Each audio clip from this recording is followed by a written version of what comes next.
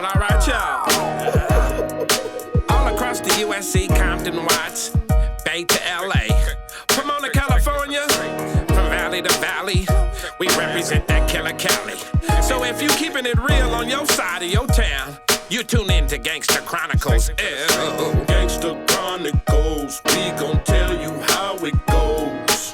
If I lie, my nose will grow like Pinocchio. We gon' tell you the truth and nothing but the truth. Ew. Gangster Chronicles, this is not your average show. You're now tuned into the real MC8, Big James, and Big Steel. This is strictly from the streets. Hello. We represent the J's. We'd like to welcome everyone to another episode of the Gangster Chronicles podcast, and I'm with my homeboys, of course. Big J. Yeah. And we have some legends in the building tonight, man. We got Brad Jordan, a.k.a. Scarface, and Mr. Willie D. What's cracking, fellas? Hey, too blessed to be stressed. For sure. That's right. For sure. Thanks. What's good, family? Shit, you ever heard that song by the Commodores? Easy like Sunday morning. That's right. A she. For sure, I feel you, man. There's so many ways we can start with y'all, man. Y'all done legendary shit, man, and y'all really is like some of the founding. Y'all really like the founding fathers, kind of like y'all right up there with the founding fathers of gangster rap, dog. Y'all brought a different edge to it, though. Hey, Norm, I call it keeping it 100. I wouldn't take credit for that. Their music was what it was. It wasn't no pretendo shit. It was like some real gangster shit, like for real. I can be that nigga. You know what I'm saying? I related to that music. Their music, I wouldn't. Anything else. I wouldn't take credit for it. I wouldn't take credit for being like the founders of that gangster shit, man. But we did come in at a time where it wasn't very much real shit being spit. So it was NWA, Ice-T, A did a record together back in the Gap, and Cube. You know what I'm saying? So them was the fathers to us. The forefathers of that gangster shit, man. Let a motherfucker know that you can say, whatever needed to be said. And that's what we did, Yeah, for sure. But, y'all coming out of Houston, Texas, man, y'all brought a different angle to it, man. When I first heard y'all motherfuckers, I was like, God damn.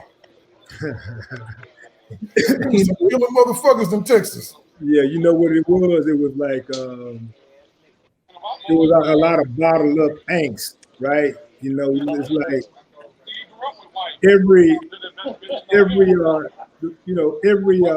region, every ghetto, it don't matter where you live at, you're going through a lot of the same issues. You're going through insufficient living, you're going through insufficient love, insufficient it's a lot of insufficient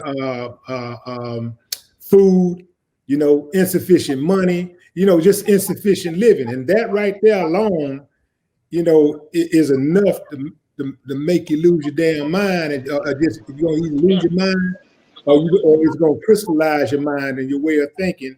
And it's going to make you get out there and go even harder. That's why, like most of your great basketball players and football players, them dudes come from the hood because the hood got them ready for the NFL before they even got to college to play ball or whatever. Man, you had to play hot ball and shit and run through the whole damn team. Exactly. You had to play murder ball in the damn street on the concrete and shit to get ready and shit for shit like that, man. Exactly. You remember that, man? We used to play football on the concrete before school started. Exactly. In the parking lot playing football on the concrete. So you take a dude like that and you put him in the same arena, on the same field, or the same court as some dude who basically been fed with a silver spoon, and what kind of results you think you're gonna get? He gonna look like a freak of nature to that dude, because that dude don't understand that. That dude don't understand that not only do we have his his own personal aspirations and whatever, but he has this because he's thinking, man, I can actually break the generational curse with my talent. I can actually lift my whole family up out the hood with my talent. I can take my neighborhood and put my neighborhood on his back and take as many of these cats that I grew up with along for the ride. That's a lot of responsibility. We going into these situations, whether it be music or sports or whatever, you know, with the idea that, man, we got a lot of people to feed, you know, and we we teenagers and 20-something years old with these type of responsibilities and at least, you know, having these type of thoughts, but we feel like we're obligated, you know, to look after everybody. Oh, 100%. And you know, you talked about the community factor. I saw that you guys had both ran for city council. Do you know, one of the things we always talk about in this show, I think there's a need for that. And I always wonder why folks that's not from the community aren't the ones up there at the top. They know what's going on in the community. They know everyone in the community. Yeah. You know, and I'm talking about not just the councilman, but from the city councilman, the mayor, the police. Those should be people from the actual community. A big part of it, that's a great question. A big part of it is that we live in a society where people like to remind you of your past. And if you have a past where you may have, you know, got into a little trouble or whatever, well, we know politics is a dirty game and they're going to use that past against you. And another thing is that we don't want to be seen as hypocritical. It's like, wait a minute, what do you mean you stand up here telling people to do the right thing? You didn't always do the right thing. And we get caught up in that, in those type of moments, and we listen to people who don't want to really see our communities evolve. And a lot of these people look like us, but we don't see it because we just see color. But a lot of times, it's the people. Before we can get to the white gatekeepers, you got to get past the black gatekeepers. And a lot of the black gatekeepers would be the main ones to throw your past in your face. As soon as they see you trying to better yourself, you talking about, you talking about cleaning up the community. You talking about, hey, don't sell drugs to our people like that. Don't be doing drive-bys. Don't be shitting where you lay your head. You start talking like that, they say, no, but what about when you did this? Or what about when you did that? And that right there is what prevents a lot of us from sharing that information. So pretty much the thing is when you running for public office. So here's the reason why I ran for public office. I wanted to make a difference in the community that I was born and raised in.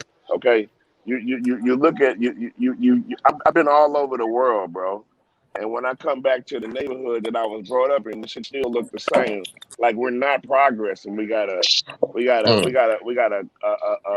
decent mayor, and he's not hearing what we need to move forward. You know what I mean? Like Houston is the 4th largest city in the fucking country, right? And yet 2 of the biggest entertainers in the world come from here, Travis Scott and Beyonce, right?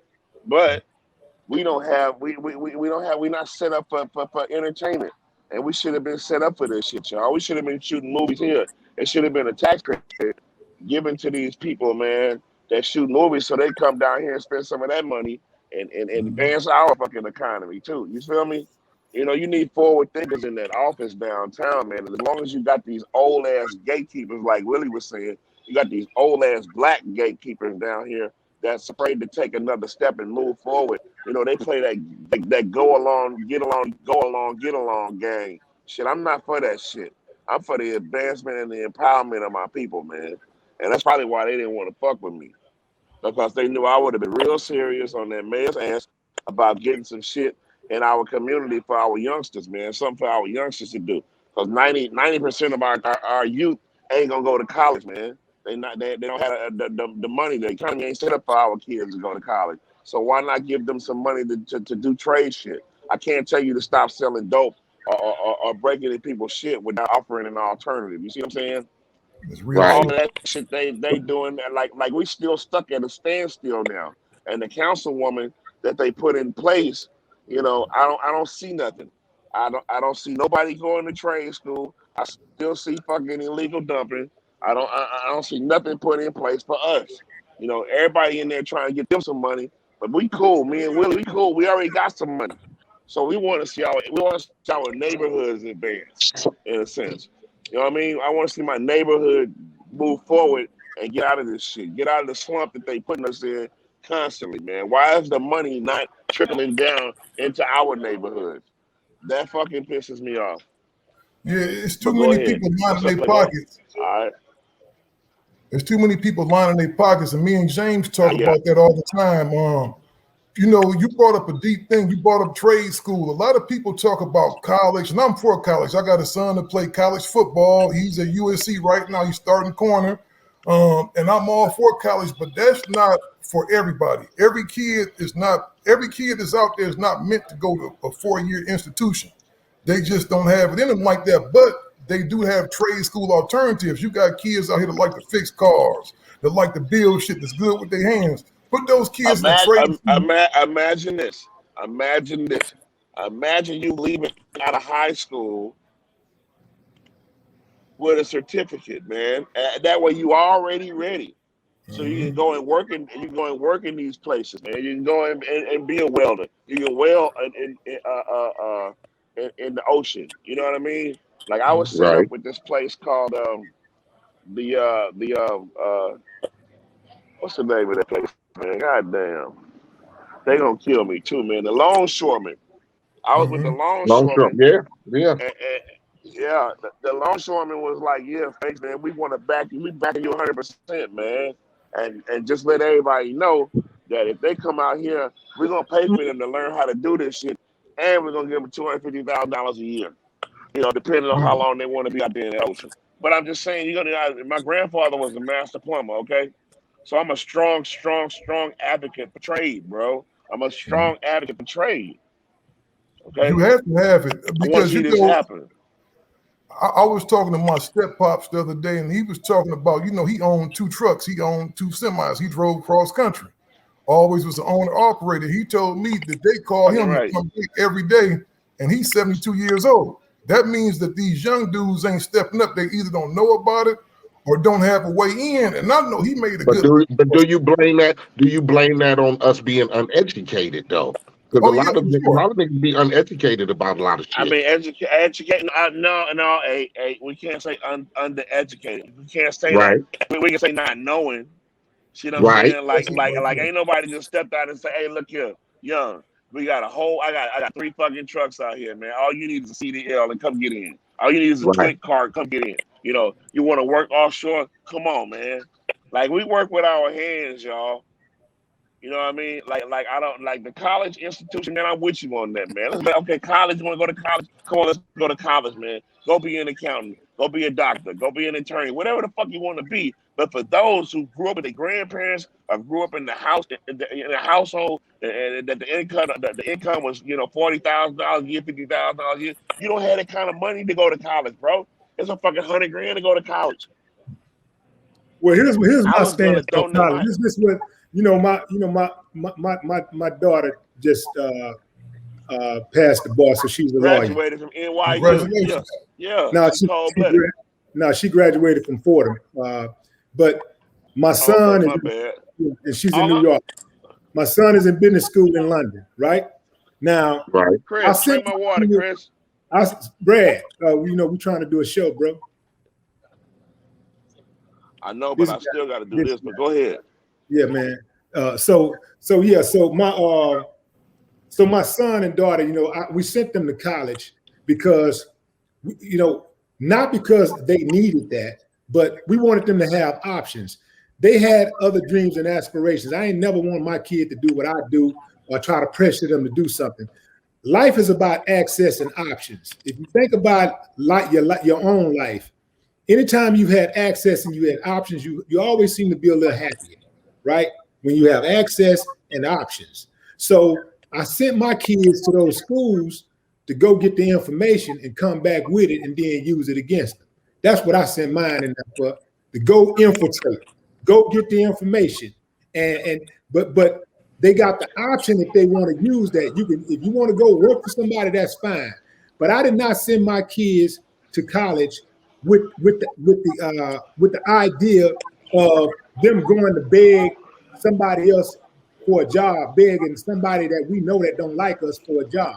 That's we got to make sure that we get over that notion when we do. If we do send our kids to college, we got to keep that in mind that we can't be sending our kids to school and expecting them to go do all the right things that they're supposed to do, get their degree, and then go beg these same people that we complain about every single day that are discriminating against us, hating us, and hating on us, and trying to suppress, our movement, and we can't be relying on them to give us a job or to give us a promotion or to help our lot in life. We can't do that. We got to start building, creating jobs before our kids enter the job market. That way, they don't have to go begging somebody else for a job. Mom and dad already took care of that. We got that covered. So if you want to come and work in family business, you can. But if you want to go do your own thing, you got that option. So we got to start. But the first option number one should always be the family business. Exactly. And I'm a strong proponent of that because the thing is, I know some people that's doing all right in life, right? But everybody I know that's really rich, that really got money, they work for themselves. Yeah. I don't know no billionaires that work for somebody. I don't know no millionaires that work for somebody. And I'm pretty sure it's a few of them out there, but they few and far between. Yeah. And if they do work for somebody, they're the CEO, they're the CEOs, the COOs, they're at the top. They're pulling the purse strings. They're calling all the shots. They're writing their own check, basically. Exactly. Because I know James talked about it a couple of times. Of actually, building a trade school. Like, you got universities, building a trade school for guys that's probably like just fresh out the 12th grade, fresh out of high school that don't have no options where they can go learn different trades out there because there are ways to make money out there besides standing on the corner because that hustle is dead. Mm-hmm. Standing on those blocks is dead and everything. And I blame it too, Will.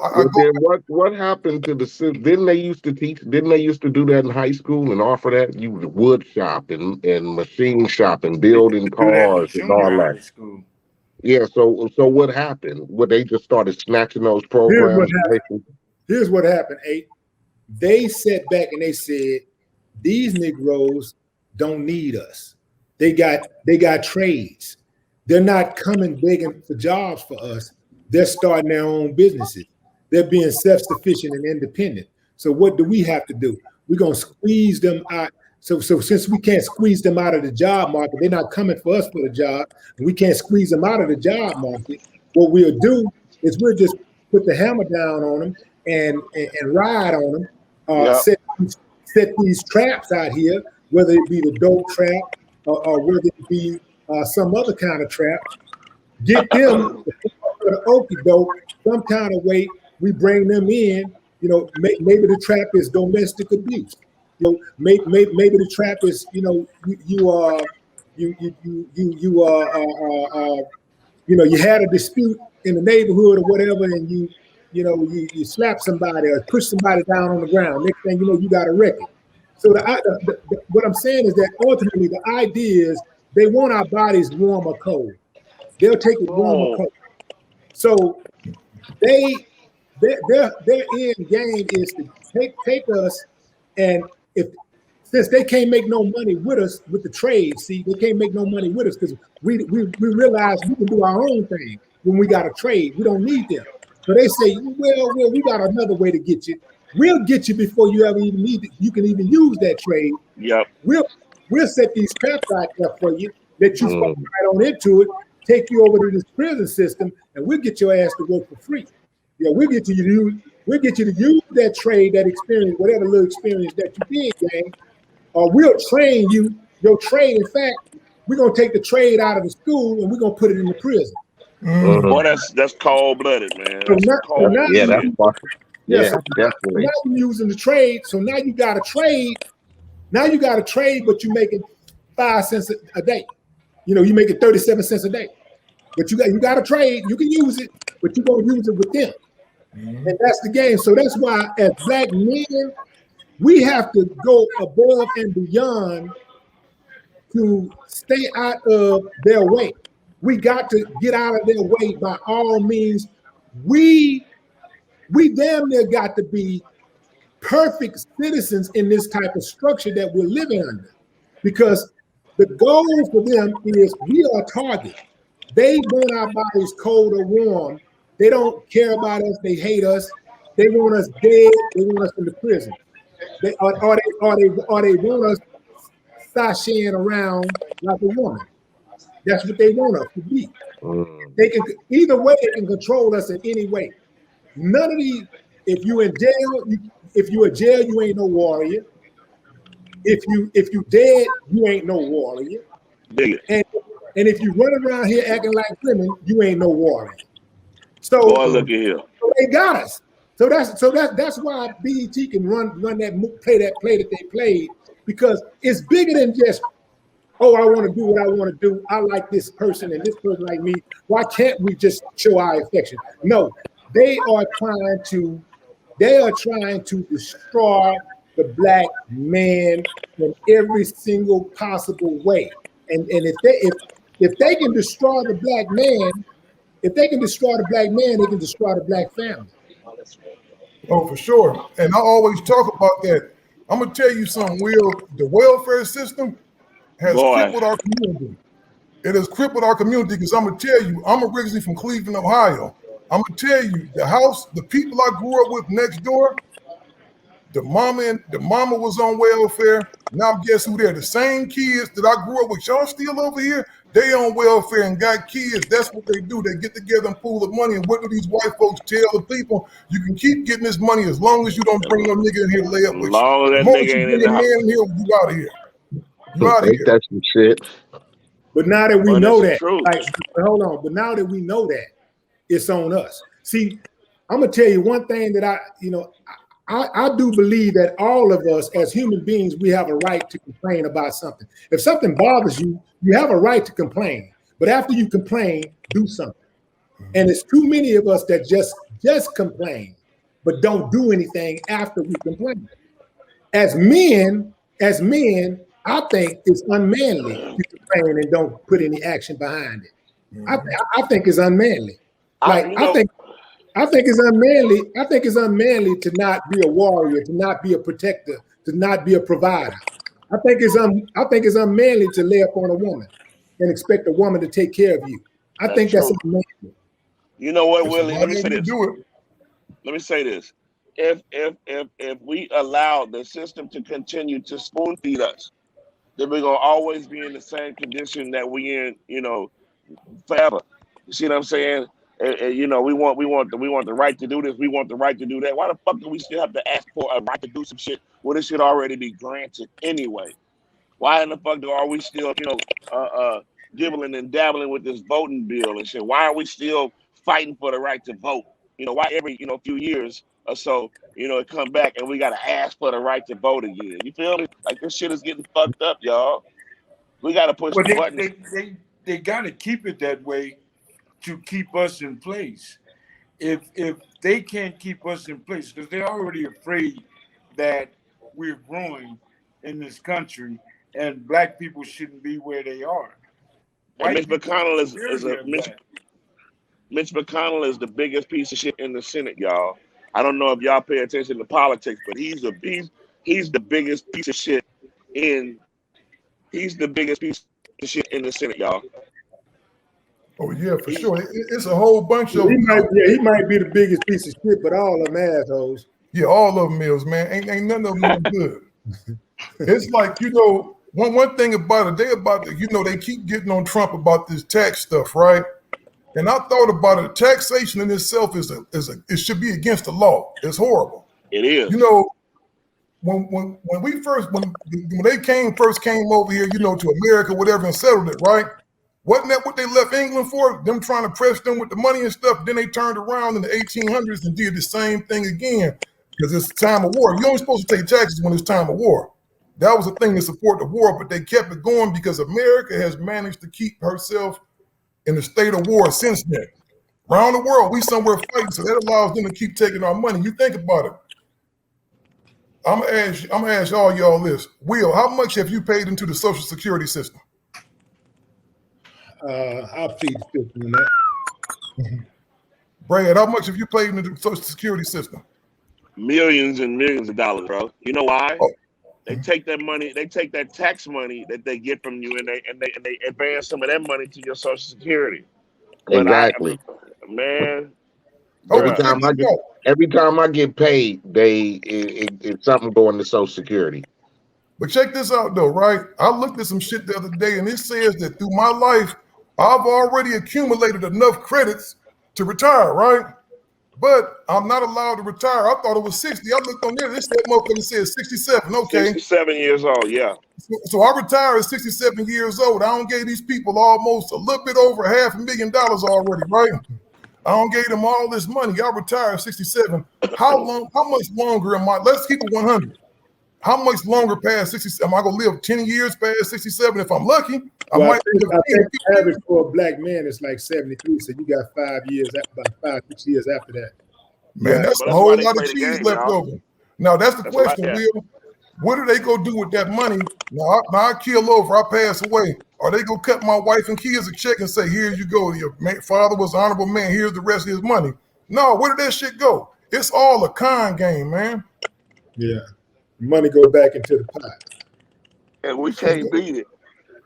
It go back to the pot, but who's gonna be the person? It's like, we sit up here and talk, Will, and I don't like talking, man. I'm about action like you. What can we do about this shit? We don't have no real strong leadership in the community, man. There's a lot of shit that's really just going sideways. I have I take issue with like leadership, like black leadership, like saying that we don't have leadership. And the reason why I take issue with that is because if we focus on a leader, anytime we have somebody, we can say, that's our leader. That's our leader. When they kill the leader, they take out the leader, then the movement dies.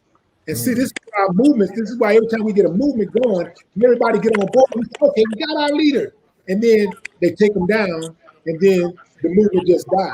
So every single one of us have leadership in us. We are capable of leading. We are capable of leading. We just, those of us who are capable, I won't say all of us are capable of leading because all of us are not capable of leading. But many of us are capable of leading, and there's leadership all around us. It's just that the people that are leaders are not, raising their hand and saying, I'm the leader. That they're not, like, you're a leader, you're a leader, you're a leader. These people, everybody right here that I'm talking about right now is leader. You know how I know y'all leaders? Because I know a little bit about all y'all. I know a little bit about all y'all. And everything that I've seen about y'all told me that y'all was a leader. Y'all not followers. Everybody on here is not followers. Everybody kind of moved to their own beat of their own drum. That's leadership. And we just need more. We need more individuals to assume their role. You 100% yeah, right. and you know where it starts to, and just to get behind what Will is saying, man. I think that we need to control that vote, man. Once we control that vote and put the right people in place to make decisions for us, this shit will start going a lot different, man. Right now, we really taking the vote for granted. If you get a motherfucker like Willie D in the office, you're gonna see some changes. You're gonna feel like me in office, you're gonna see some changes, man, because it has to be done. Will they allow that though?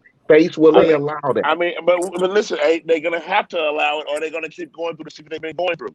You got motherfuckers in there that's been sitting in Congress and Senate for 50 years, bro, and they ain't did shit but sign their name on some shit or pop up at a motherfucking funeral, dog. That's not leadership, bro. Leadership, not just leadership for black people, but leadership for us to get out of this position that we in, y'all. We have to get out of this position that we in, bro. We fucked, and we continue to take it for granted, like we take it for granted. Like, I'm gonna go and work for this company, man, and I'm gonna make me, $55,000, $60,000 a year. And the person behind me ain't got no fucking job, but fuck him, I'm cool. That's not how we should be looking at things these days, bro. we should be looking at, man, okay, I got a job that's gonna pay me 60 grand a year, but how do I get the next man on so he can take care of his family? That's what I'm talking about right there. That's our answer. The answer is group economics. That is the answer. Once we build our economic system, then you run it. This is how you run it. If you ain't got money in the United States of America, you ain't running nothing but your mouth. You gotta have money. Money, run it. Money, run it. So this is why in every major city in America, you have these Asian communities that before they became Asian communities, they may have been mixed communities or predominantly black communities or whatever. And you know, you ride by and the street is called Bel Air. You come through there a year or so later or one day, and you just ride by and the street is called / Tic Tac. Chinese spot now. Yeah. You know, and you didn't hear no news story about changing the name of the street. They didn't have to get anybody to march with no celebrities came out with no special announcements. They just changed it. You know what? They did? That's money. Money did. Money make things move. So we got a lot of us. We got the money, but what we're not doing is pooling our resources and reaching back to grab even more people and teach them the game. You know, a lot of times people say the game is sold, not told. No, we got to tell the game. You know, because we said that too. The game is sold, not told to an extent. But a lot of this game needs to be told in order to bring our people along. Those of us who are seeking that knowledge, that's thirsty for that knowledge, we got to give them the game. We can't afford, we don't have the luxury of not giving them the game. We out of here, bro. We at war. We in trouble. We in trouble. And it's all hands on deck. We don't have the luxury of not sharing the knowledge. We don't have the luxury of tapping that little youngster that might be a little wild and everybody's scared of him. We don't have the luxury of not stepping to them and just trying to show them a different way. We don't have that luxury. I think the problem is that we don't trust each other when it comes to anything. We hate each other more than we want to help each other. I'll be right back. And I'm talking about as black people. We got to find a way to get together and stick together. We're not doing that. We go against each other when we need to be together. And we start hollering and preaching about shit that don't matter to us, but it matters to other people. We don't talk about, like what I'm hearing right here. We don't hear that. We don't hear people talking and saying we need to get this back into schools and all of this. We need to educate these young kids, because there's a lot of black men out there that have no clue, that only believes in what they see and what they do. You see what I'm saying? So just like you said, we got to get out there and relay this message. But some of us don't want to hear this message. Some of us believe that there's no way that black men or black people can come together and make shit happen. Yeah. We tear each other down, is what I'm saying. So we got to find ways to build each other up. Our self-esteem, pretty much everything. Because when you hear a black man greeting another black man, what's up, my nigga? But then get mad when the white man say nigga. But what about, how you doing, my brother? What's up, black man? We need to greet each other in a different kind of way, because we are stuck in something that we have no knowledge or belief in and understanding when these people are feeding us the other bullshit. You feel me? So what I'm saying to you is we need to grow. We need to understand and educate our mind. It don't have to necessarily be in a school, because street smarts to me is the best smarts. You know what I'm saying? If you can understand the shit that goes on in the streets, you can come in a classroom, you can go to work, and you can spill that knowledge right there. Like we doing here on this podcast. Mm-hmm. You know what I'm saying? So what black men need to do is understand what Scarface and Willie D is talking about, what Norm still have to offer, what MC8 is saying. You know what I'm saying? Our life history, the way we've been living as black people, a lot of black people don't care. Yeah. And here's the thing. Here's the thing about that, James. Everybody ain't gonna make it, bro. And see one thing about us is that innately we're loving people. You know, we are forgiving people, right? Just innately and historically, we are a forgiving people, and this is why we always we feel like everything should be fair, right? This is why we take on a lot of people's causes that don't take on our causes. We see something happening to another race or another group of people, and that ain't never fought for us, they never stood up for us, and that's not fair, that's not right. And we just automatically waving their flag. We just riding for them. That is because we got this concept that things are supposed to be fair. No, look, it ain't about fairness. It's about bending another person to your will. Bending them to your will. What is it that you want? What is it that you need? They must comply. Ain't no asking. Stop asking people in power to share power. They're not going to share power. They didn't ask to share the power. They went and took it. So you got to take power if you want power. And everybody is not going to make it. Some black people out there, they are coconuts. They look black on the outside, but they white on the inside. But they can get by a lot of times because what they would do, and it's some of them that are on these social media platforms who are masquerading like social warriors. They out here acting like they're really for the people, but they really not. And this is how you can recognize, this is the easiest way to recognize them. If your criticism of the black community outweigh your contribution, you're a motherfucking coon. Boy, look a whole lot of them. Boy. It's a whole lot of them. All they do is talk shit about black people all day long. They might throw you off a little bit. This is what's confusing, because this is what they'll do to get you on their side. They'll be like, they'll say a couple of things that's true that everybody agree to. Like all people say, yeah, that's universally, that's true. For instance, white people need to stop with the black on black crime. Everybody like, yeah, man, that is, I got a problem with that shit too. Yeah, that's a problem. That's a problem. Everybody like, yeah, right on. Well, there's a lot of black people that selling dope, and we got to stop selling dope. Why you sell dope and get mad when you go to jail? Oh, yeah, that's right. Yeah, stop. Yeah, man, yeah, that is true. That is true. And then they'll go light on a few things that are right, that are universally right, that nobody can dispute. And then they go top heavy on throwing black people under the bus. Textbook Candace Owens. Textbook Stephen A. Smith. Textbook Charles Barkley. All of them, they go top heavy on their criticism of the black community. They'll say something that's right. They might say, well, not all black people. And then and after that, they start generalizing. But we need to do better as a people. They start generalizing. So you gotta watch them. They sneaky, they crafty.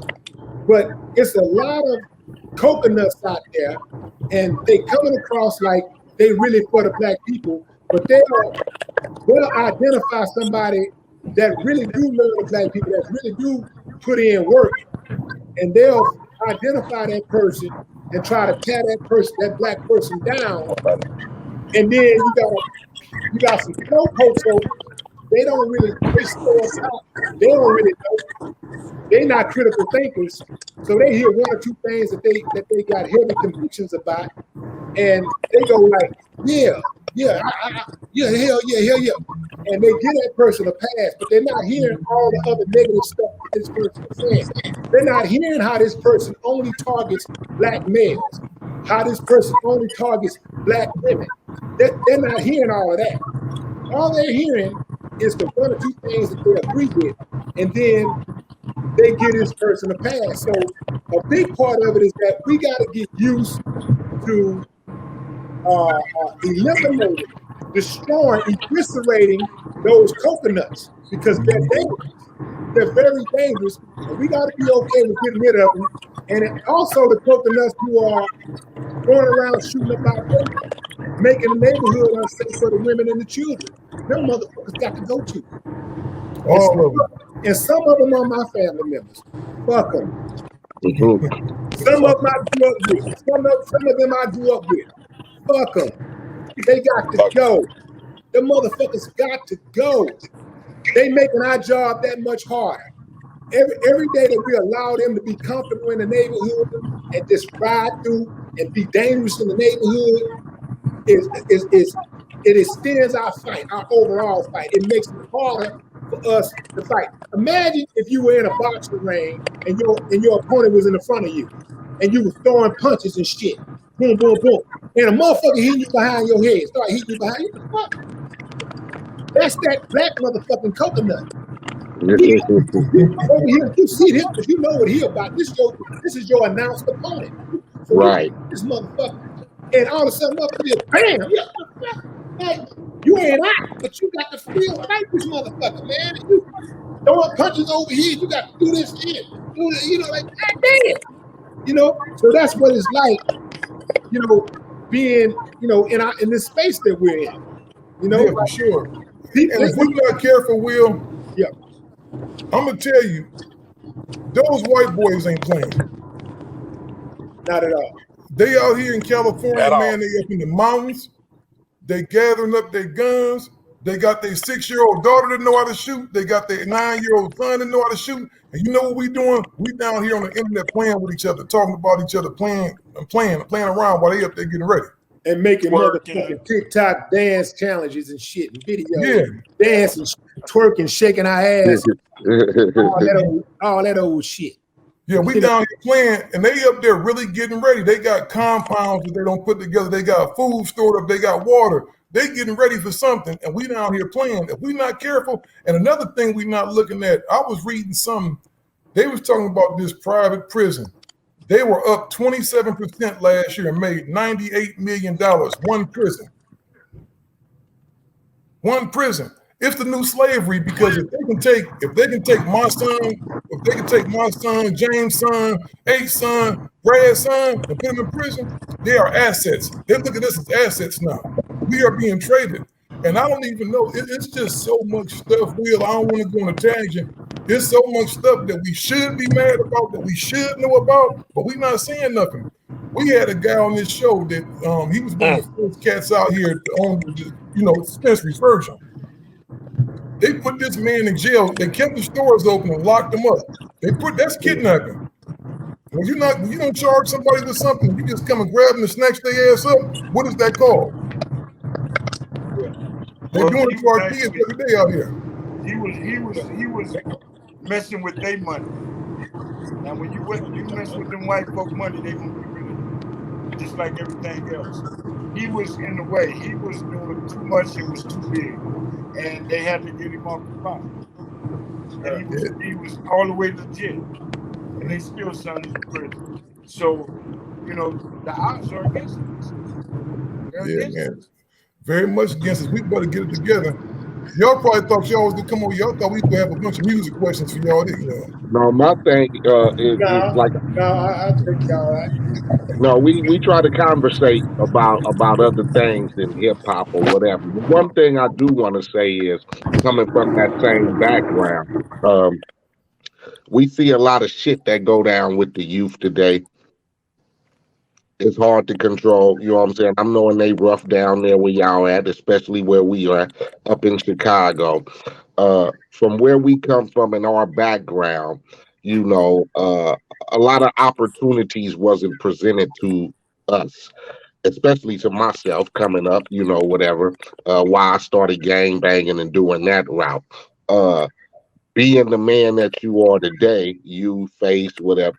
How do y'all feel about when people say, do you feel responsible for how the youth turn out today because of them listening to us and what we went through as artists? Yeah, on a personal note, I feel like whatever criticism we get, we need to get credit also. We need to get credit for all of those young black people and Latinos and even white people who got it, who listened to our music and got inspired and went out there and made something great out of themselves.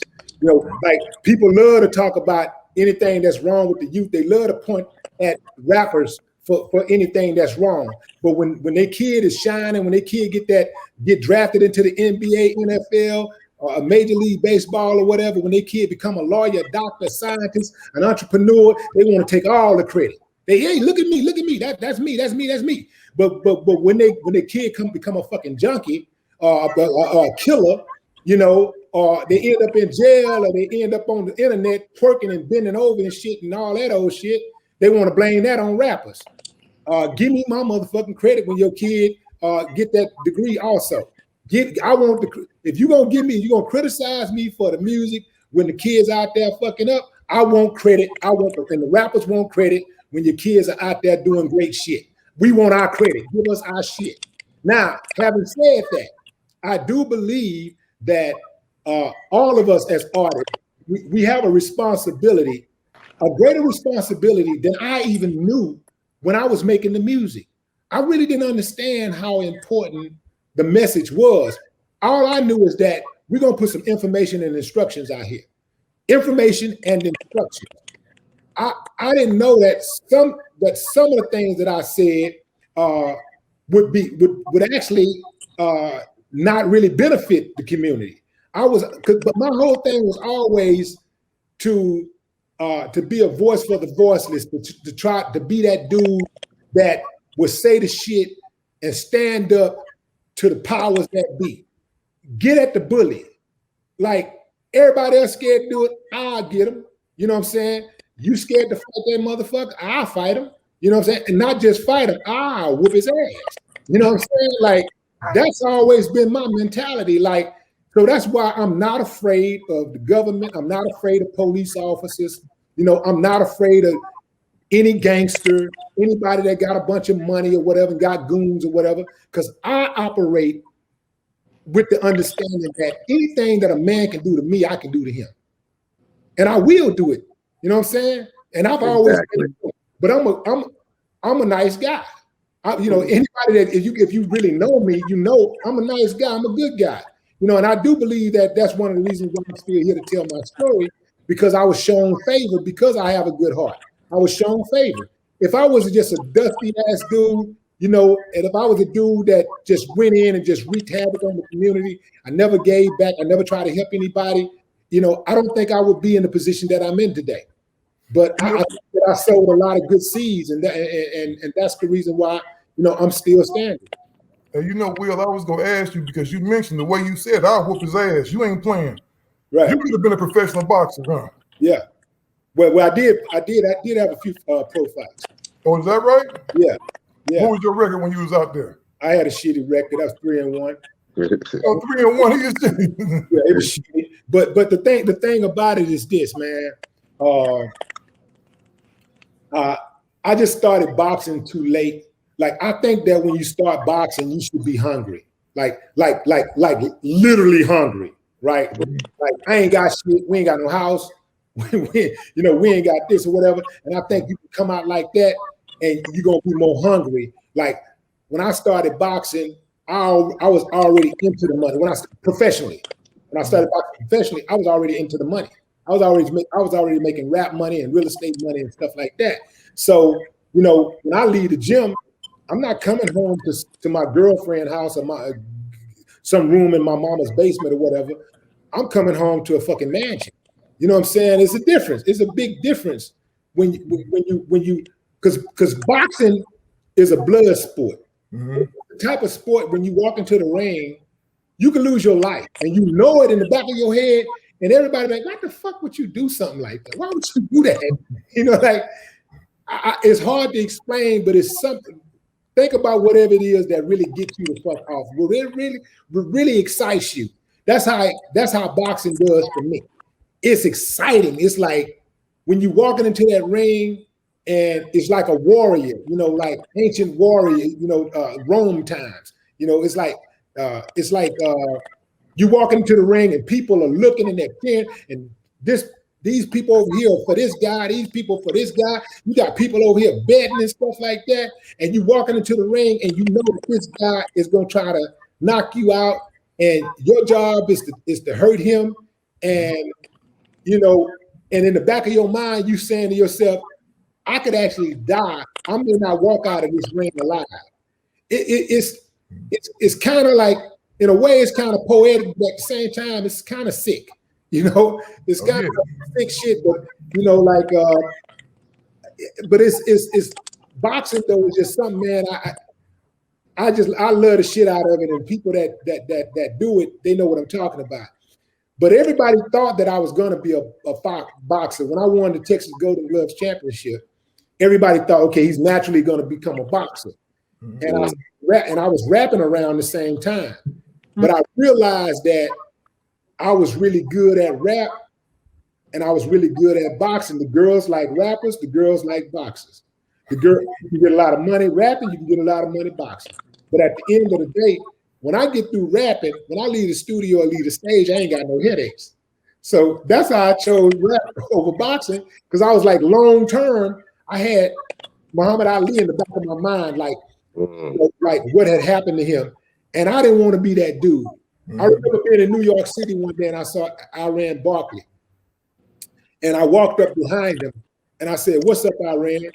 And he said, he looked back like in slow motion, like this. He had to turn his whole body. And he was like, "What's up, Willie D?" It was real slow. His speech was really slurred. And he had his last fight was maybe 2 years before that when I saw him in that condition. I was like, yeah, I don't want to be that dude, you know? So right. That's a brutal sport. You know, I think y'all was really ahead of y'all time. Who had put that event together when you knocked Melly Mel out? I don't know who put it together, but the organization was called the Rap Federation, Boxing Federation, something like that. Mm-hmm. Yeah, but they had real referees and stuff. And I remember when I dropped Mel, they tried to I tried to tell the ref to don't stop it. You know, I'm like, don't stop it, you know, because it was kind of fair. It was early in the fight. It was the first round. Hell, I had trained, so I wanted to get it out. And I felt like when the punch, I felt like I didn't like the punch because I slipped when I threw the punch. So I ain't like that. I ain't like how that looked. You know, I want shit to look good.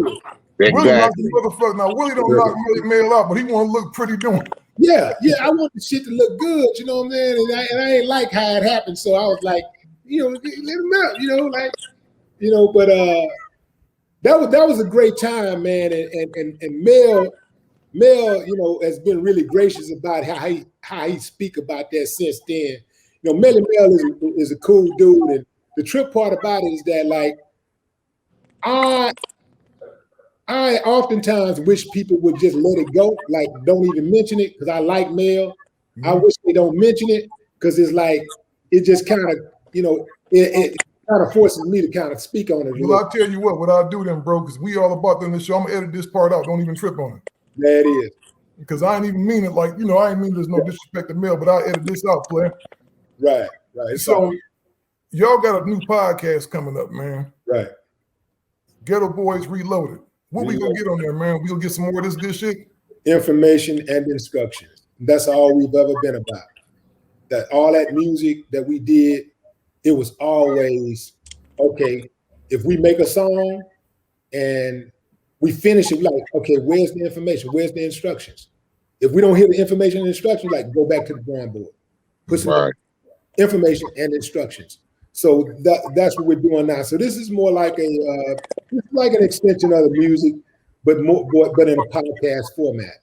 Mm-hmm. And you know, we got a few more minutes, man. So I gotta touch on some music. If I don't ask you no music questions, these dudes go flood my inbox. You had Willie D on there, and you ain't asking this and that. You know, how did you? Because I've never heard this before. How did you get hooked up with? Because you wasn't an original member of the Geto Boys at first. It was Pretty Red. And the other cats, it was Ready Red, Jukebox, and Prince Johnny C. And Prince Johnny C, which was a hell of a dude, you know, hell of a writer, underrated, out of New Jersey. So what happened was I signed to Rap a Lot as a solo artist. After I was there for a couple months or so, I had finished my album. And Jay came to me one night and he was like, man, I got this idea.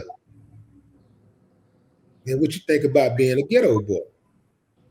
And I was like, nah, I don't want to be in a group. I snapped that shit out. I was like, hell, I shot it down real fast. I don't want to be in a group, man. I don't want to be in a group. And I'm saying this because I'm an odd person. So I look at stuff, I look at scenarios and what's most likely to happen. And I move a lot on most likely scenarios. And I was like, well, if I join a group, what's most likely to happen is that we're going to break up. It's going to be a lot of drama and shit like all of these groups I've seen in the past. You look at the greatest groups, the Temptations, the Supremes, Smokey Robinson and the Miracles, all of them, they broke up. Rolling Stone, all of them broke up. And I don't like investing in something and not going the distance. Like if I fuck with you, I'm stuck with you. I don't understand people who put a limitation on loyalty. I don't understand that. I don't believe that loyalty has an expiration date. So this is why I fuck with Jay to this day. Like me and Jay, we don't kick it like we used to. But if Jay called me right now and said, Will, what you need me to do, bro? You know what I'm saying? That's me. You know what I'm saying? It don't matter how much I give, how far along I get. That don't matter because it ain't about that. So for me, so Jay came to me and he was like, man, he was trying to convince me. And then I was like, and then he was like, do it for me. I was like, did he go to school for this shit? Exactly. That's simple ass statement. Do it for me. I couldn't refuse because this dude was investing in my dream. Nobody else on the planet was doing it. Nobody else on the planet was doing that. He was putting up the money. It's a lot of people can cheer and pump me up and all that shit, but he was gonna put the money up. He was putting the money up. So when he said it like that, I was like, all right. And then I'm thinking in the back of my mind, plus, okay, that's 2 checks instead of 1, right? Mm-hmm. So I wrote Do It Like a Geo. Mm-hmm. That was the first Geto Boys song I wrote. I wrote Do It Like a Geo, and I wrote Let a Hoe Be a Hoe. Let a Hoe Be a Hoe, one of my classics. Do It Like a Geo classic, but that's one of the classics. When I wrote those 2 songs, those was going to be Geto Boys songs. He asked me to write. Hold on, I'm going too fast. Let me back up. Before he asked me to join the group, he asked me to write for the group. Mm. So I wrote those 2 songs for the new Geto Boys album with the old group. I wasn't going to. He come back to me and say, man, that's when he come back to me and say about a week or so later, man, I got this idea. Won't you be, what you think about being a Geto Boy? And that's why now. So anyway, I agreed to be in the group.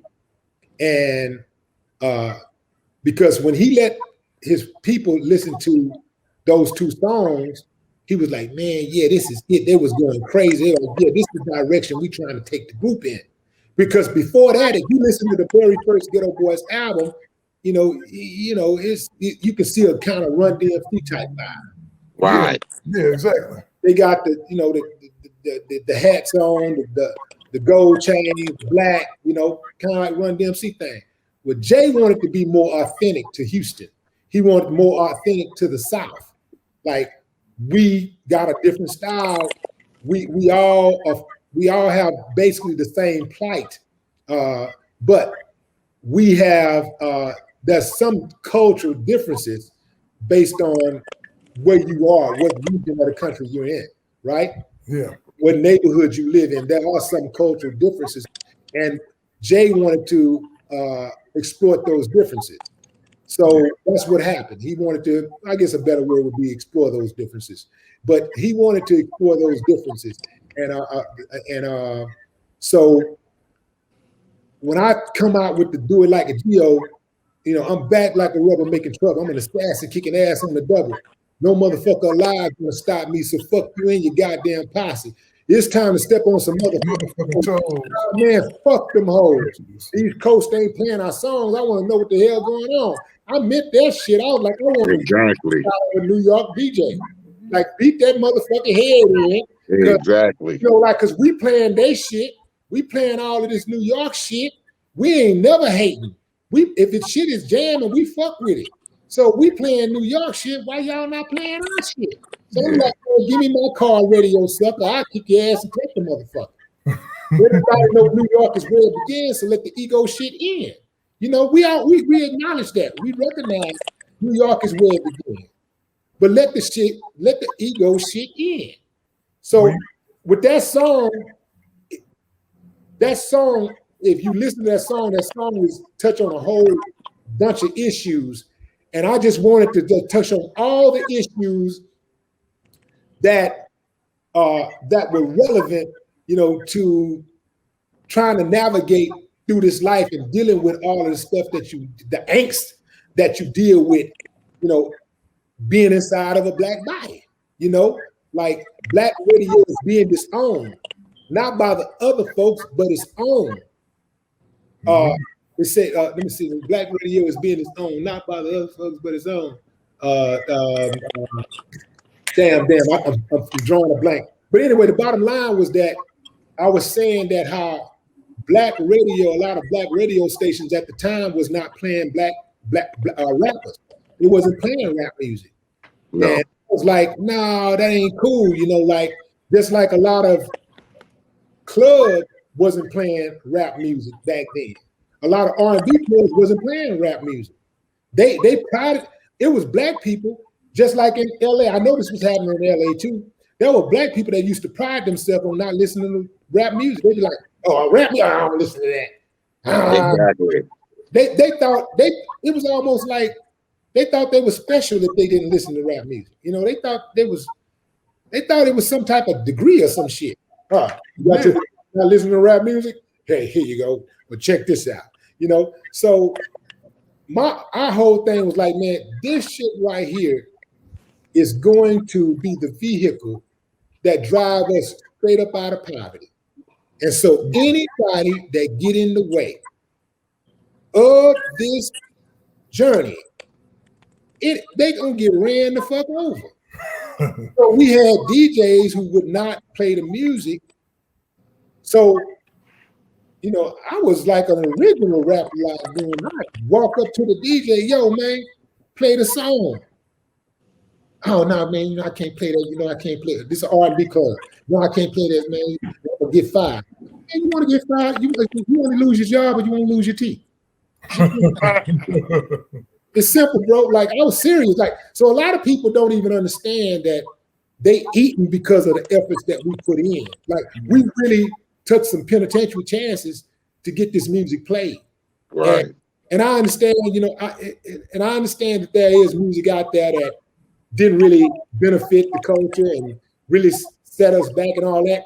But I don't believe that we ever made that type of music. I think if you listen to our shit objectively, you know, I think that you're going to get a whole lot more, you know, information and instructions to help you navigate through this maze, this weird ass place that we live in than you would not. Yeah, and you was responsible too for a big major part of the group. You told Bushwick to rap, right? Yeah, well, when Bushwick, the trip part about it is that me and Bushwick had got into a situation, you know, but Bill was already with Rap A Lot when we got into that situation. So I come in later and sign the Rap A Lot. So we ain't really kicking it. We don't really kick it or nothing like that, but he's around, he's hanging around. So when we got ready to make the album, we go out to the ranch, J Ranch, and Bill is hanging out. Bill is in the car. He's in the van. We drive out there. He hanging out. We going out there to make the record for the first time. The first day that we went to go to make the record is the same day that I met Brad. I met him on the first day that we started recording.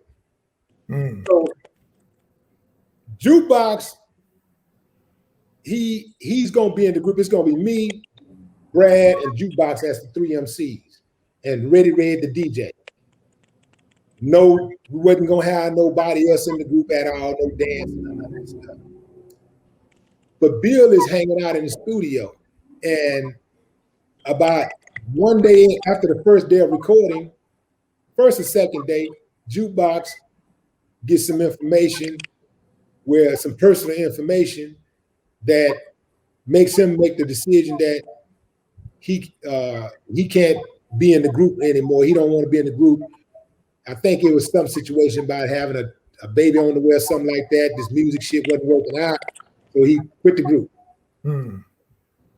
So Bill is hanging out in the studio, just hanging out with a 40-ounce, rapping Public Enemy. Yes, the rhythm, the rebel, without a pause, I'm lowering my level. He's rapping like that, you know, and I look at him and a light come on. I say, man, let's put Bushwick in the group. Everybody started laughing.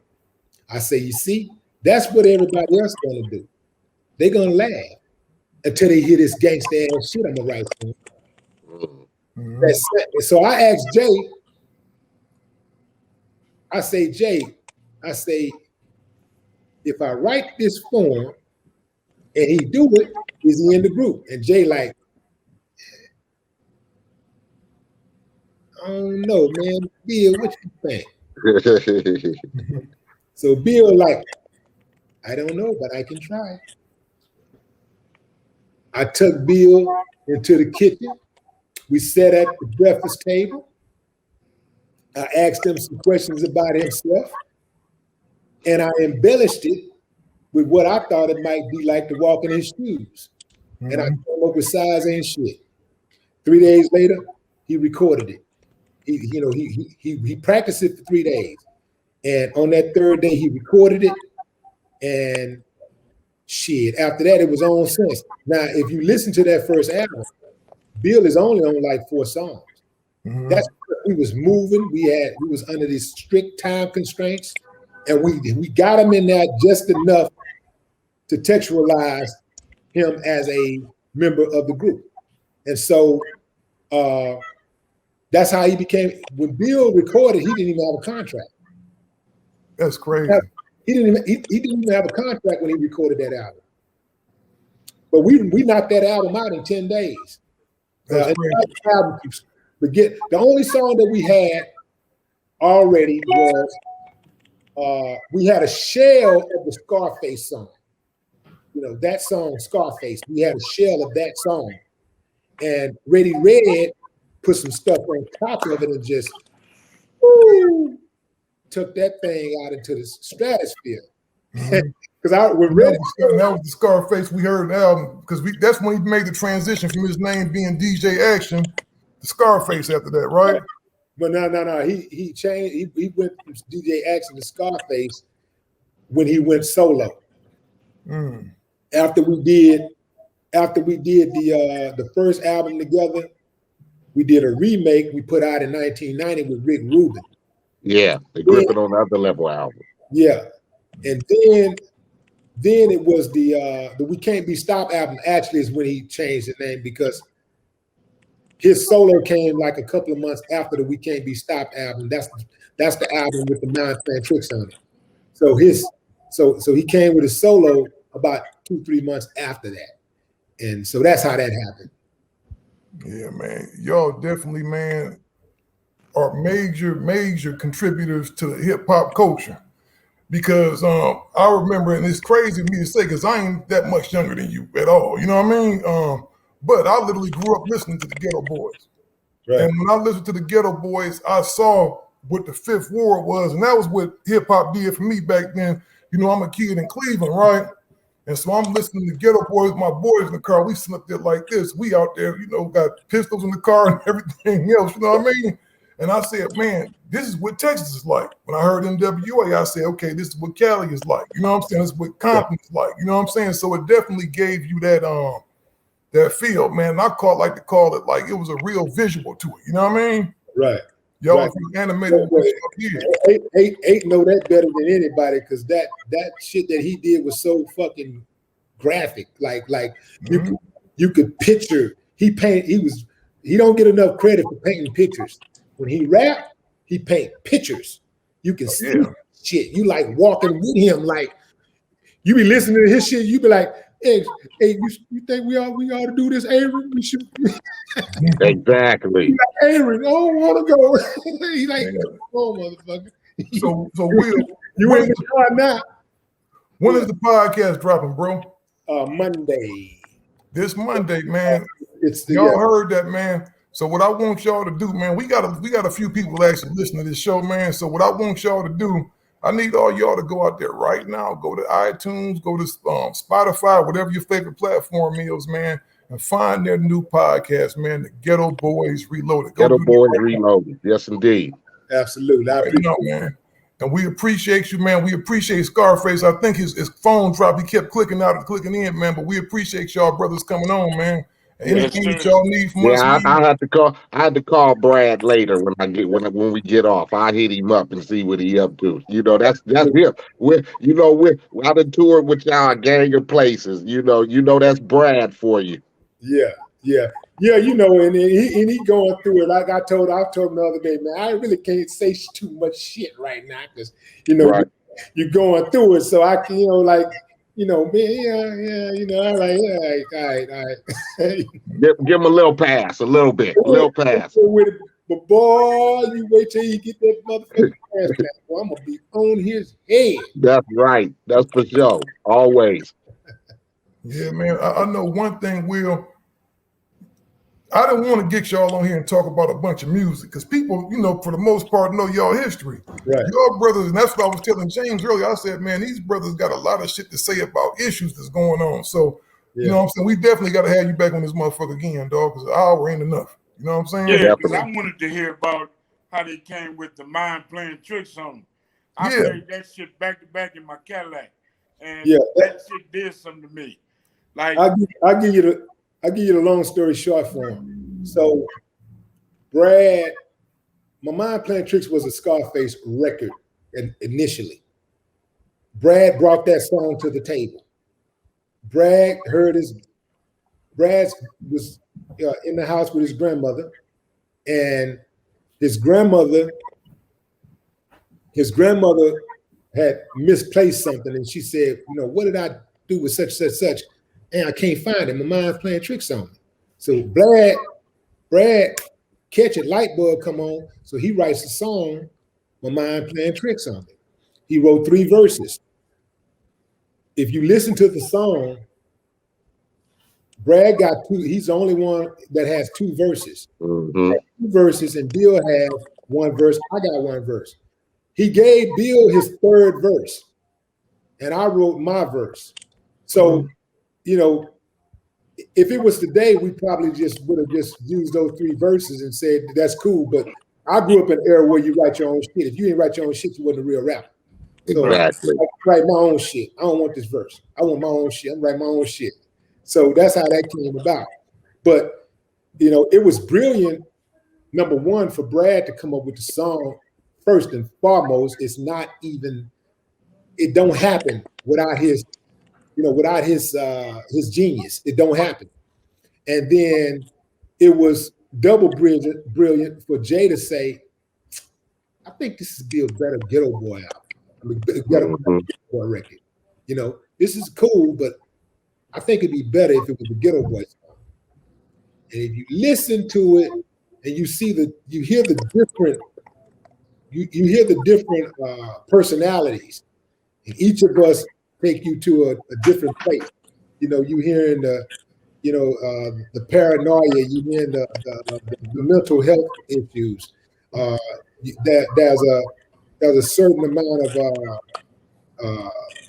of disloyalty that you hear. Right. That stuff, all of that stuff is laced throughout that song, and you hear it, and it takes you to different levels. So when we did the song, James, I just did the song and left it alone. I didn't think the song, I had no idea the song would even be close to doing it. I didn't think the song was a fucking great song. I thought it was a good song, but I also thought the other 11 songs on the album were good songs. Because when I make music, when I write a song, I don't try to write hits. I try to write classics. I just try to write a song that you're never gonna forget. So the consumer decides what's gonna be a hit based on volume, based on sales. I got control of what's gonna be a classic by what I put into that song. How I pour into the song, I decide if it's gonna be a classic or not. So that's all I do with every single song.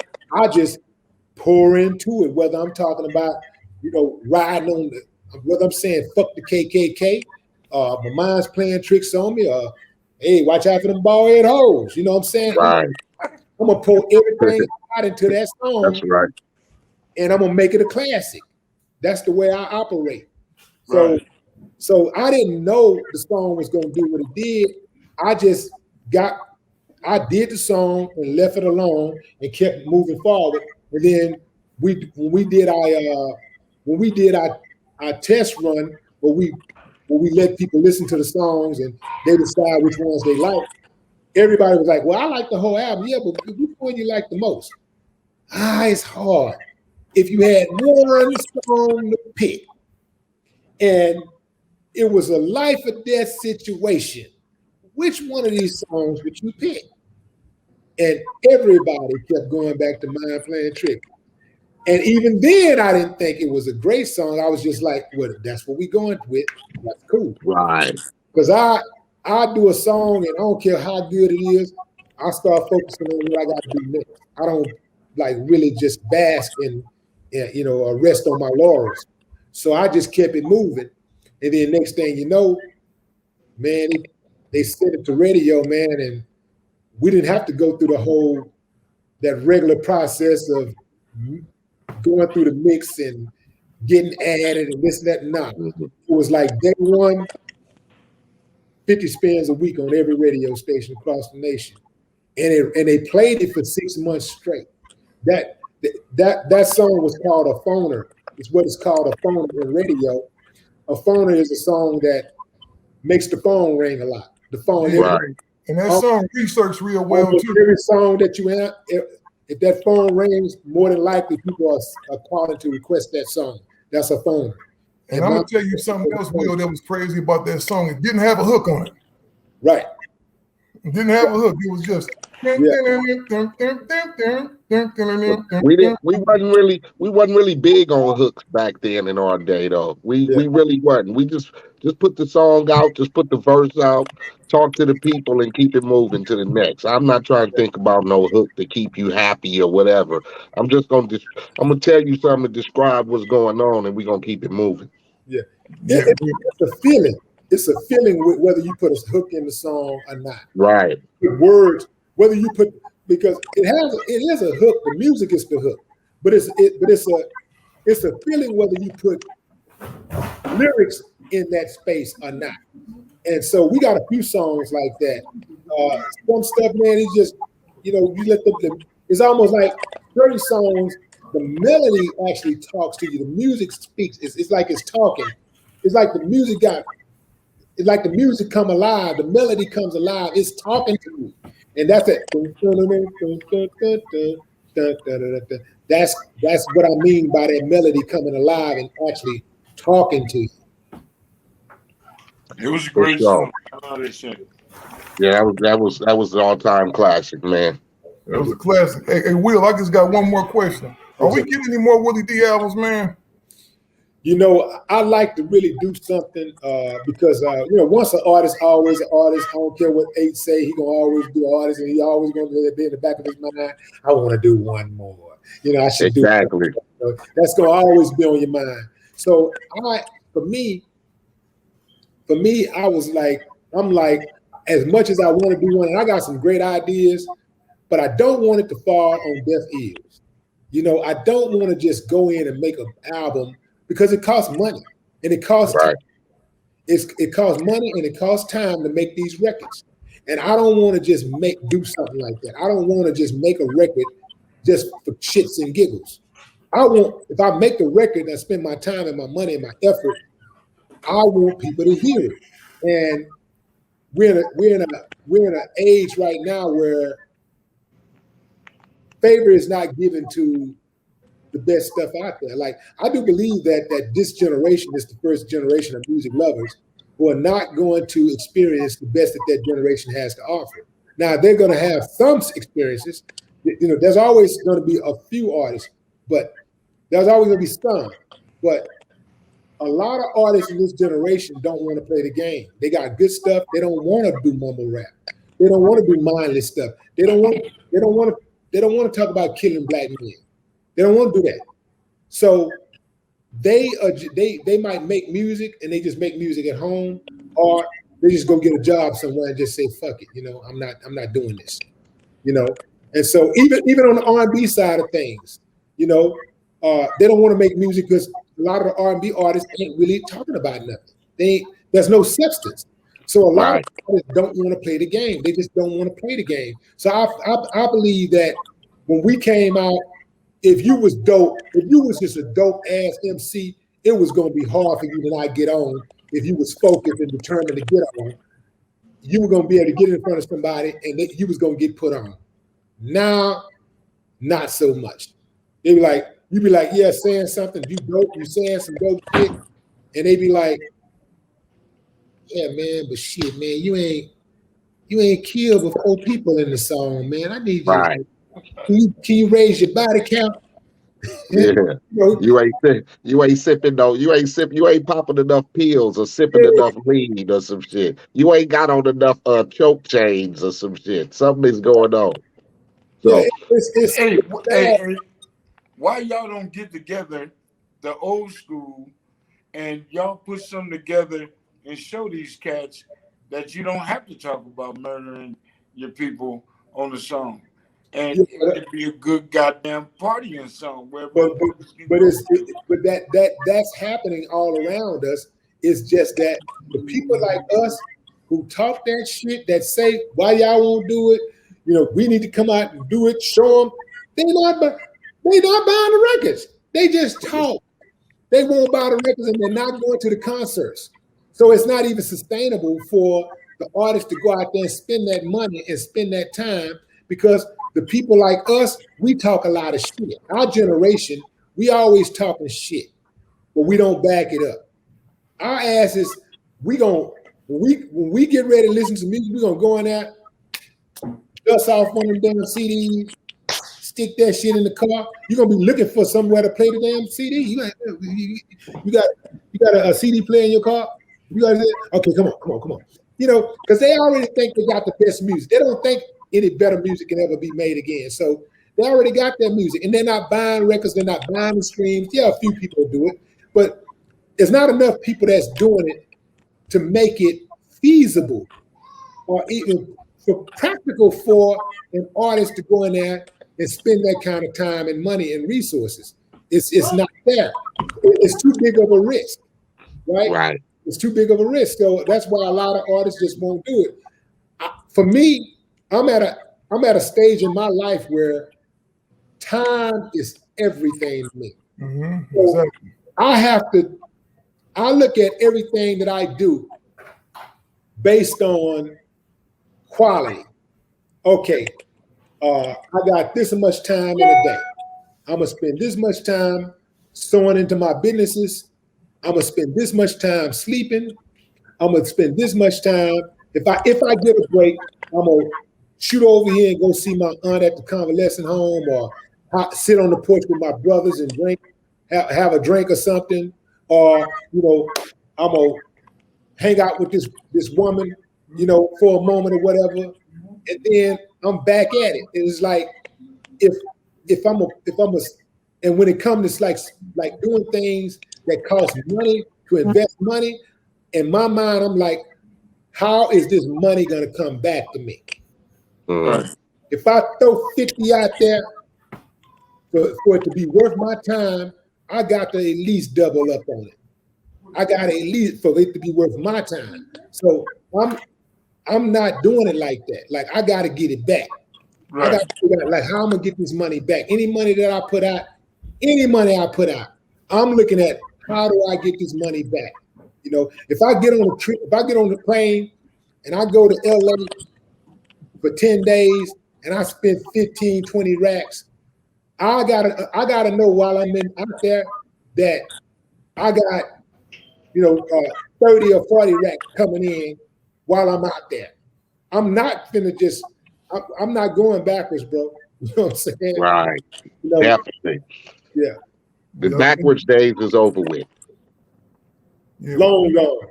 But man, we appreciate you, big dog, and we definitely got to have you on here again, man, because you are so versed with issues. I follow you on social media, man. I'm a big fan, and I saw and a lot of people don't know, Will, you was on this podcast stuff early. Right. You was on the podcast thing early. You know the trip part about it, I'm gonna say this. I think this is important for people to hear. When I first got on the podcast in the podcast space was 2017, I think 2017, and no other artist who had names like who was branded was on doing in that space, right? And when I got in it, there were the detractors, the haters, the ones who don't really want to see you win. They would make little sly comments like, "Yeah, how you go from being Geto Boys to being on YouTube and da da da." They were trying to make fun of it, right? But I saw a vision. I was like, "This is the future. Like this shit right here. This shit is the future." And I was like, "I'm gonna jump on this shit right now." So I had to put my horse blinders on and do it just like this here. And them suckers come around, I boom, boom, boom. So I was like building it at that time, and I'm seeing it growing, and then I get to a point to where I get it to 6 figures a month. And now, a little bit later, okay, you got the pandemic hit, then all of a sudden, artists, ball players, a lot of people that make spotty income started getting into that space. But I already had like a 3 or 4 year jump on them. I was already ahead. So now it's cool to be a YouTuber. It's cool to have a YouTube channel. It's cool to be in the podcast space. That's cool shit now. But when I first started doing it, you had some people that tried to attach a stigma to it, right?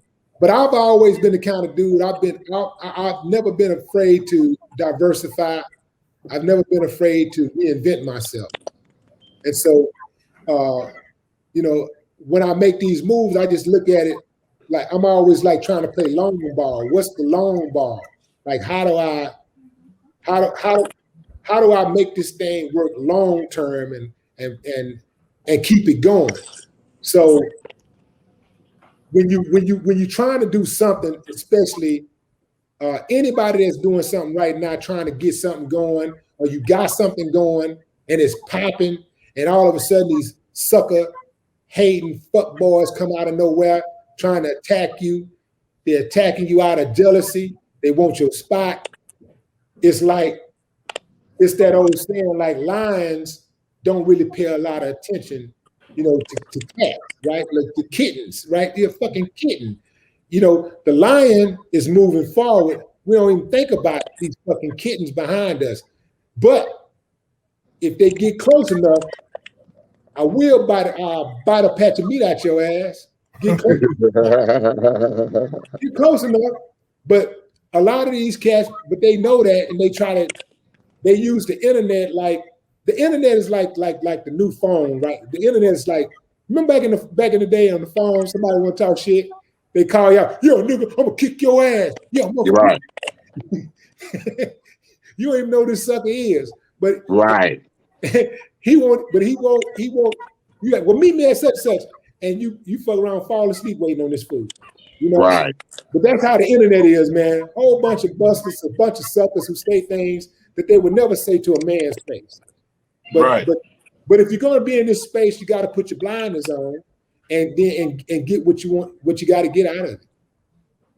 Yeah, for sure. Because you, man, predate everybody, man. And again, we appreciate having you on here, big dog. Absolutely, I appreciate y'all, man. I appreciate what y'all doing with this Gangster Chronicle. I remember when y'all first started doing, with James was when he was doing it on the regular. I remember when it first started popping off, and I was like, yeah, they got something right there. They got something with that. Yeah, man. At what point did you come into the Gangster Chronicles fold? I came in about last year. I started in. Yeah, last year. And what was crazy is this how that happened. I'll tell you. We had a guy, you know, we had another personnel member that had some issues, right? And I was talking to A early on. He had came on the show, and I'd actually talked to James. I said, man, it'll be kind of tight. And I'm gonna tell you what James said. I said, James, what you think about having 8 on here? James looked at me like this. He said, he was cool. I gotta think on it though. He said, you ain't gonna be on no gangbanging shit because I'm positive. I don't want no gangbanging stuff. I said, they ain't like that because at that point they hadn't really had no conversations, right? Yeah. And so I knew I was on to something though, right? Because me and 8 was talking about it, then the pandemic shit happened. Yeah. Then this cat that I knew was gonna tear his ass wound up tearing his ass. Because I'm like you, Will, you think like me. I think ahead of time when somebody go do something, because they'll tell you what they're about to do all the time without saying a word. You just gotta look at them. Right. So I said, man, this might be about the time to activate that plan with 8. So I talked to James about it, and James said, yeah, you know, he was with it, right? You want to see how it go. And I'm going to tell you, we was talking to Charlemagne. Charlemagne had started, that's when everybody was calling us. Then we had every podcast network it was calling us at one time. We went and took some of them bullshit. Some of the meetings was bullshit. Some of them was cool. But me and Charlemagne was talking. He said, man, I just think y'all need one more dude on there, but y'all need like an artist. And I said, well, what artist you think about? And I'm thinking he gonna say somebody just corny, right? He said, man, I think MCA to be cold and the motherfucker on there too with y'all. And I said, I just smiled. I said, I had already thought of it. You know what I mean? So it wound up working out. It wound up being some good shit, man. Yeah, and we were lucky fortunate. Yeah. Real looking fortunate. And one thing I always give James his props, man, because James has been consistent from day one. Mm-hmm. Another thing, to me, it was all about Gangster Chronicles. It was all, once I started talking and got used to it, and I seen the effect that it had on other people, then I said, this is where I need to be. This is my purpose. So we had did a show with 8, and 8 came on one episode, and I gravitated to his vibe. He was, okay, 8 is cool. I didn't know him because I had this perception of 8 being like, first I thought he was taller. Then, okay, he on this gangbanging shit.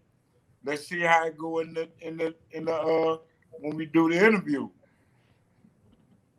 It went well. So I told Norm, man, I don't know if I could take him just saying cuz 300 times in an hour. And then I mean, we black people. I said I could work with him and I could work with anybody else, but I would fuck with 8. You know what I'm saying? Yeah. And we made it happen. Yeah. And we've been 100 ever since. Indeed. Right. It's beautiful to see, man. Yes, indeed. Y'all gonna do some big shit with y'all show, Will, because Charlemagne was telling me about it, man. And I said, when he first got it, I said, man, you've been making some moves. And I told him, I said, it was smart, man. And man, you know, you need anything from us, big dog, just holler. I appreciate it. And thanks for inviting me on, man, to talk about, you know, life and also give a shout out to the podcast. I appreciate y'all. Oh, for sure. And we also got, on another note, bro, we got a radio show too. Come on every Friday night. Yeah. On terrestrial radio. We in front of, I think, 5 million people, some shit like that. We on 11 stations across Southern California. So, man, you might want to put some music out, dog. You got an outlet now. We got you. Yes, indeed. That's beautiful. That's very important, man, that y'all, you know, coming back and grabbing that space, man. Like, and not because it's guys that are like us, that help build this landscape or whatever. And, you know, we really didn't know what we had, you know, so we didn't really take advantage of some of those opportunities. So it's always good to see people come back and be able to, you know, basically kind of like capture that lightning in a bottle, so to speak, and get some of this this culture that we help cultivate. Yeah, right. Sure, man. Well, it ain't too late. It ain't too late if we all if we all start working together and doing what we got to do, and doing what we say we want to do, man, we put that together. We got something. Yeah. So it ain't too late for you, me. I learned it ain't too late for none of us to really get out and do what we really want to do, our passion. Yeah, absolutely. Help our people. So it ain't never too late for us to put our heads together and do something now. You know what I'm saying? Now is where this is when we need it the most. Now. Right. So let's put our head together and let's do what we got to do.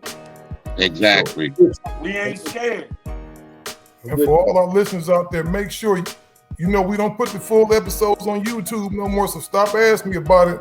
Go to Pod TV, go download the Pod TV app. The link is in the description, and we out of here. We done. Finally get a chance to let the